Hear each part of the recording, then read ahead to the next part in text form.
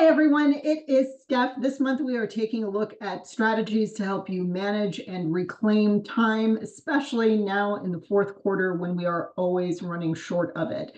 So one of my favorite tips about time management is practicing the yes and conversation. I think as service providers, I mean, most of the business owners that I interact with are service providers in some way, shape, or form.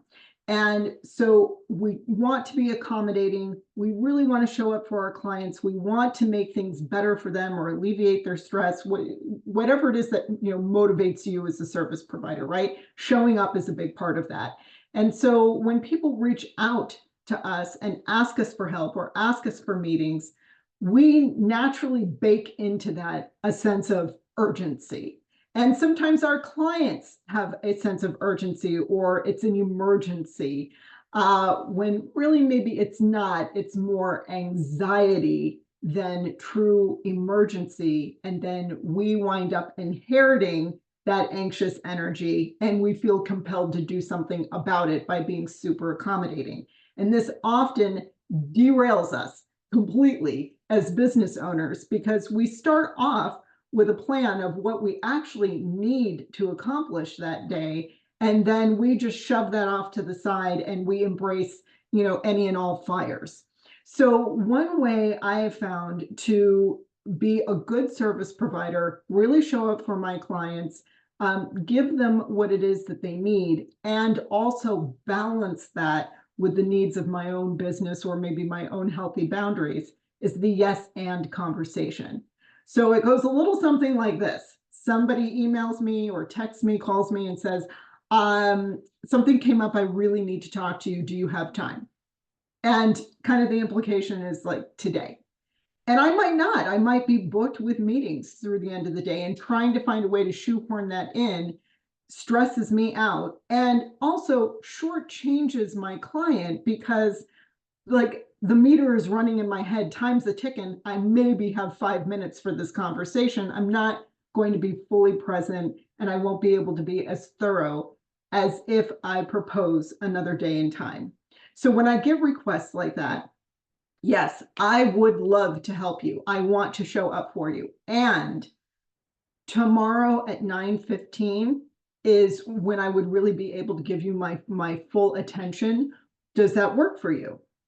And when you acknowledge that something is important to somebody else and that, yes, you do want to show up for them, and this is when you would be able to do it, I have found far more often than not, people are totally cool with that.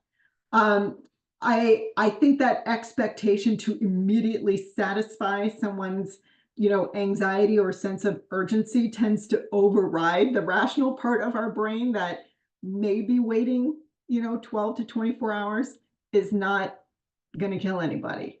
And I think most sane and rational people acknowledge that for themselves. All they're looking for is validation and not being left in limbo. So when you make those arrangements and you actually do show up, you're completely present, you give them everything you've got at that day, at that time, then they know the next time around something comes up and you need to propose another day and another time, they're okay with it because they know that you're going to come through for them. You're not just going to leave them hanging, or you're not going to rush through some kind of half-assed piece of advice or service. So I think for everyone's benefit, practice the yes and conversation. You can still be a great service provider and run your business and not constantly derail yourself, and use your own discretion if something is truly an emergency and deserves immediate attention versus something that can wait until the following day when you've got a little more opportunity, a little more flexibility. So that is a way to help you get through the fourth quarter. Often you're already crunched, time is already tight, and you break out the shoehorn and you're always seeing what more you can squeeze in there. Practice yes and, so you can pace yourself a little bit more, take a breath, and not absorb everyone else's stress on top of the time shortage. So practice that. Let me know how that goes. Let me know if that is successful for you. And if you need any other help, kind of practicing healthy boundaries while being a good service provider, you know where to find me. Hope that helps, and I will see you next week. Bye, everybody.